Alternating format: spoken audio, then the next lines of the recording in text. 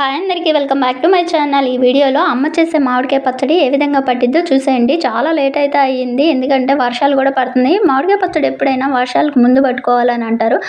ఈ అమ్మలే మీ బావ ఒక్కడికే కదా అని చెప్పి 4 కాయలు ఉంటే చాలని లేట్ చేశాను. ఇక కాయలు అయితే తీసుకొచ్చేసి ఇలా ముక్కలకి అయితే కట్ చేసేసాము.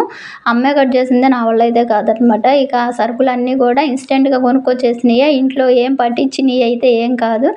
అసలు మా అమ్మకు ఓపిక తగ్గిపోయింది కదా. ఇదివరకైతే ఆవాలు వేయించి జల్లించి కొట్టి పెట్టేది, ఇప్పుడు అన్నీ ఇన్స్టెంట్గా ఇలా కేజీకి 2 గిద్దలు ఉప్పు, 2 గిద్దలు కారం, 2 గిద్దలు ఆవపిండి, ఇలా అంటే 2 కప్పుల కొలతతో ఇలా తీసుకుంది. ఇవైతే 2 కేజీలు అయితే అయినాయి. ఇక మీ బావే కాబట్టి ఇష్టంగా తినేది, ఇక సరిపోతుందిలే అని చెప్పేసి ఇలాగైతే మేము పట్టేసేసాము చాలా ఈజీగా. ఈ కొలతలే ఇదివరకైతే 3 గిద్దలు, కేజీకి 3 గిద్దల చొప్పున అయితే పోసేవారంట కారం ఉప్పు. ఇప్పుడైతే తక్కువ పోసుకుంటున్నారు.